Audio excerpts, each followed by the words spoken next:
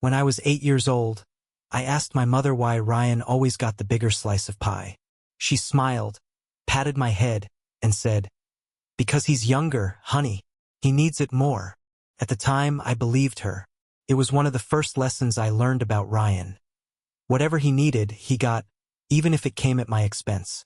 Ryan wasn't just the golden child. He was the son our family revolved around. Mom adored his dimples and infectious laugh.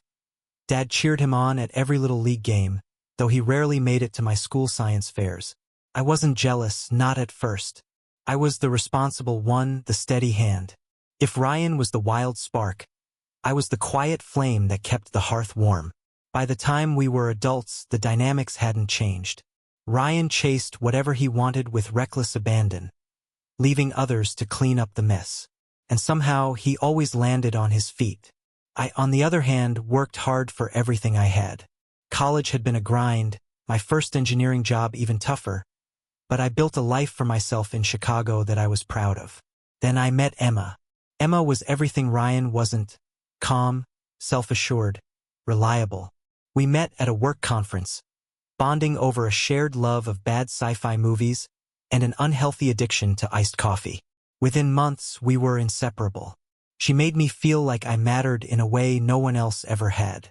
When I brought her home to meet my family, I should have known Ryan would see her as another thing to covet. "You've done well, bro," he said during dinner, flashing that disarming grin of his. "Emma, if Lucas ever screws up, you know where to find me." It was meant to be a joke, but I caught the glint in his eye, the challenge beneath the charm. Emma laughed politely and brushed it off. I tried to do the same, but Ryan didn't stop. He flirted shamelessly whenever we were together, turning every family visit into a battleground of unspoken tension. Emma reassured me it meant nothing, that she only had eyes for me, but doubt lingered. Ryan always got what he wanted. Despite the unease, life moved forward. Emma and I got engaged after 2 years of dating, a simple proposal in the park where we'd had our first date. She said yes, tears of joy in her eyes, and for the first time, I felt like I truly won. The months leading up to the wedding were a blur of planning, family dinners, and awkward encounters with Ryan. My parents were thrilled, though their focus seemed more on having Emma join the family than on me. "You're lucky to have found someone like her," Mom would say, as if she couldn't quite believe I deserved it. Then, 2 weeks before the wedding, Emma dropped a bombshell. "I need to talk to you," she said one night, her voice trembling. We were sitting in our small apartment, her engagement ring glinting under the dim kitchen light. She reached for my hand but hesitated, as if afraid of what she might find there. "I'm pregnant," she said. For a moment, the words hung in the air, heavy but full of promise. I smiled, the enormity of it filling me with an unfamiliar joy. "That's amazing," I said. But Emma didn't smile back. She pulled her hand away and whispered, "It's not yours." The world tilted. "What do you mean?" I asked, my voice barely audible. "It was a mistake," she said, tears streaming down her face. "It only happened once, with Ryan." My first thought was that this couldn't be real, that she had to be lying, mistaken, anything but the truth. But the look in her eyes told me otherwise. The betrayal felt like a knife to the gut, twisting with every word she said. "Why?" was all I could manage. "I don't know," she sobbed. "I was drunk. He was there and it just happened. I didn't mean to hurt you." Hurt didn't begin to cover it. I felt shattered, every piece of trust I'd built with her crumbling into dust. I packed a bag that night and left. I couldn't stay in the apartment, couldn't look at her. I spent the next week crashing on a friend's couch, avoiding calls from my parents and messages from Emma. When I finally told my family what had happened, I expected outrage on my behalf. Instead, I got excuses. "It was a mistake," Mom said. "Ryan didn't mean any harm." "Family sticks together," Dad added. "You'll get through this." Ryan didn't even bother to apologize. "I messed up, okay?" he said, his tone more annoyed than remorseful. "It's not like I planned it." The final straw came when my parents suggested I still marry Emma. "She's carrying your brother's child," Mom said. But we're all family. We can work this out. That was when I realized how little I mattered to them. Ryan could destroy my life, and they would still bend over backward to protect him. I left Chicago that night. For 5 years, I built a new life in Seattle, far from my family and their suffocating dynamic. I poured myself into my work, climbing the ranks of an engineering firm and eventually starting my own business. It was lonely at times, but it was mine. Then, one day, I received an email from an address I didn't recognize. The subject line read, "We need to talk." Against my better judgment, I opened it. "Lucas, I know I'm the last person you want to hear from, but this is important. It's about Emma and the baby. Please just call me Ryan." I stared at the screen, my pulse pounding. A part of me wanted to delete the email and pretend it didn't exist. But curiosity won out. When I called, Ryan answered almost immediately. "Lucas," he said, his voice raw. "Thank you for calling. I wasn't sure if you would. What do you want?" I asked, keeping my tone cold. "It's Emma," he said. "She's gone. She left a few months ago, and I can't do this alone. I need your help with Nathan." Nathan. The name hit me like a punch to the chest. "Why should I help you?" I snapped. "Because he's your nephew," Ryan said, "and he deserves better than what I can give him." His words stirred something in me, a mix of anger and pity. I didn't trust Ryan, didn't believe he had changed, but the thought of a child caught in the chaos he'd created. "I'll think about it," I said, hanging up before he could say more. That night I couldn't sleep. Ryan's plea echoed in my mind, and for the first time in years, I felt the pull of family. Messy, broken, and impossible to escape. 2 weeks after Ryan's call, I found myself on a plane to Chicago.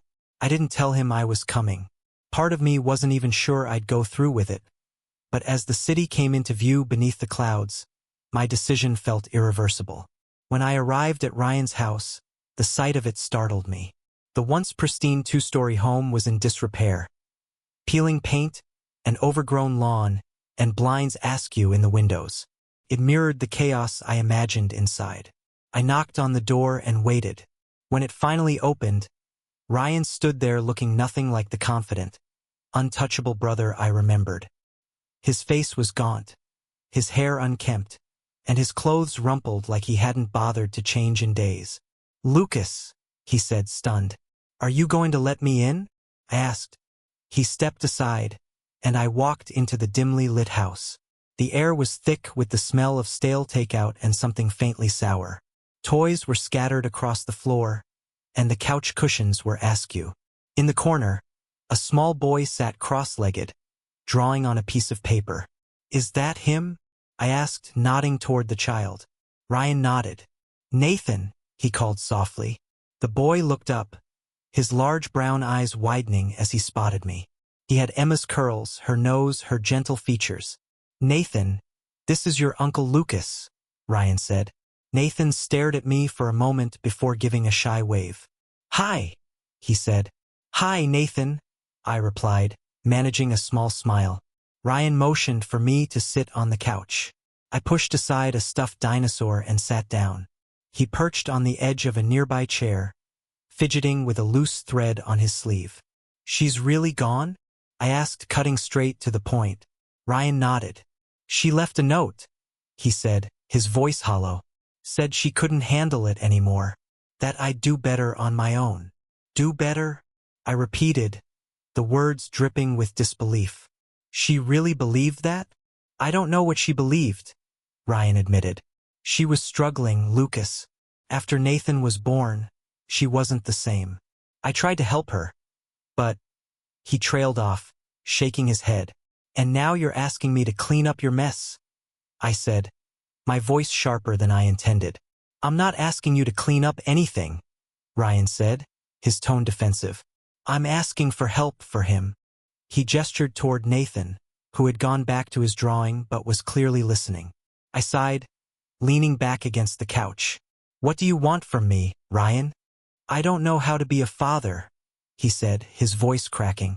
"I've tried, but I'm failing. Nathan deserves better than this." For the first time, I saw genuine fear in Ryan's eyes. It wasn't the usual self-serving charm or manipulation. It was raw, unfiltered desperation. "I need time to think about this," I said finally, standing up. "Please don't take too long," Ryan said, his voice barely above a whisper. I glanced at Nathan one last time before heading for the door. "I'll be in touch." Back at my hotel, I couldn't sleep. The thought of Nathan stuck in that house, with Ryan barely holding it together, gnawed at me. I remembered how it felt to be the overlooked child, the one left to fend for himself while everyone else got a pass. I didn't want that for him. The next morning, I called Ryan. "I'll do it," I said, "but under one condition. Nathan comes to live with me." There was silence on the other end of the line. "You're serious?" Ryan asked. "Completely," I said. "You're not equipped to raise him, and you know it. If you want what's best for him, let me take him." Ryan hesitated. "I'll think about it," he said before hanging up. Days turned into weeks. I tried to focus on work, but the uncertainty of Ryan's decision weighed on me. Finally, he called. "You're right," he said. "Nathan needs you more than me." The next few weeks were a whirlwind of legal paperwork, packing, and emotional goodbyes. Ryan tried to put on a brave face for Nathan, but I could see the cracks. He hugged his son tightly at the airport, whispering something I couldn't hear. Nathan was quiet on the flight back to Seattle, clutching a small backpack and a stuffed dinosaur. I tried to make small talk, but he mostly nodded or shrugged in response. It wasn't until we landed that he finally spoke. "Is your house big?" he asked. "Big enough," I said with a smile. When we arrived at my apartment, Nathan's eyes lit up. "This is where we're going to live?" he asked, his voice tinged with excitement. "For now," I said, "but I'm looking for a bigger place." Over the next few months, Nathan and I settled into a routine. Mornings were filled with cereal and cartoons, afternoons with school and work, and evenings with books and bedtime stories. It wasn't always easy. There were tantrums and tears, moments when I felt completely out of my depth. But there were also moments of joy, like when Nathan scored his first goal in soccer or when he laughed so hard at a movie that he couldn't breathe. Ryan called occasionally, usually late at night when Nathan was asleep. He asked about his son, but he also opened up about himself. He'd started therapy, cut back on drinking, and was trying to rebuild his life. For the first time, I saw a glimmer of change in him. One evening, as Nathan and I were building a Lego tower, he looked up at me and asked, "Do you think my dad misses me?" "Of course he does," I said. "Do you think he's sad?" "Sometimes," I admitted. "But he's trying to get better." Nathan nodded, his small hands carefully stacking another block onto the tower. "I hope he's happy someday," he said softly. The words stayed with me long after Nathan had gone to bed. For so long, I'd seen Ryan as the villain in my story, the source of all my pain. But now, I wondered if he was just as lost as I had once been. Maybe we both needed a second chance. Months turned into a year, and Nathan had transformed from a quiet, guarded boy into a lively, curious child who filled my apartment with laughter. Watching him grow and thrive felt like a small miracle. He was starting to call Seattle home, and so was I. I eventually found a house, a cozy 3-bedroom place near the city's edge, with a backyard where Nathan could run and play. When we moved in, he declared his room the best ever, and insisted we painted his favorite color, green. We spent a weekend covered in paint splatters, laughing as we transformed his space into a jungle-themed sanctuary. Ryan called more frequently, his voice steadier each time. Therapy seemed to be helping him confront the parts of himself he'd long ignored. He even asked if he could visit, a request that sent a pang of uncertainty through me. "I don't want to disrupt things for Nathan," Ryan said, his tone careful. "But I'd like to see him, if you think it's okay." I hesitated, unsure if I was ready to let him back into our lives. But Nathan's growing curiosity about his father made the decision for me. "Let's plan something," I said. When the day came, Nathan was buzzing with excitement. We drove to a nearby park, and I spotted Ryan sitting on a bench, his hands fidgeting in his lap. He looked better, healthier, more composed. but there was still a flicker of nervousness in his eyes when he saw us. "Dad!" Nathan shouted, running toward him. Ryan stood, catching his son in a tight hug. The sight was both heartwarming and bittersweet. For all his flaws, Ryan clearly loved his son. We spent the afternoon at the park, letting Nathan show off his soccer skills and his knack for climbing anything resembling a tree. Ryan and I stayed on the sidelines, our conversations stilted but civil. "Thank you for this," Ryan said quietly as we watched Nathan chase a butterfly across the grass. "I didn't do it for you," I replied, my tone measured. "I did it for him." "I know," Ryan said, "but still, thank you." As the visits became more regular, I saw glimpses of the brother I'd once admired, the one who could light up a room with his charisma, who had a softness beneath his bravado. But I kept my guard up. Trust wasn't something I could give him easily. One evening, after Ryan had gone back to Chicago, Nathan approached me with a question. "Uncle Lucas, do you think I'll ever live with Dad again?" The question caught me off guard. "Why do you ask?"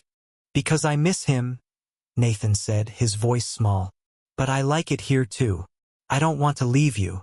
I crouched down to his level, placing a hand on his shoulder. "Nathan, your dad loves you. And I know he's working hard to be the best dad he can be. But for now, you're here with me. And I love having you here." Nathan nodded, his expression thoughtful. "I love it here too," he said finally. Life settled into a rhythm, a delicate balance of co-parenting with Ryan from afar. But then, as life often does, things took an unexpected turn. It was a Sunday afternoon when I heard a knock at the door. I wasn't expecting anyone, and when I opened it, my breath caught.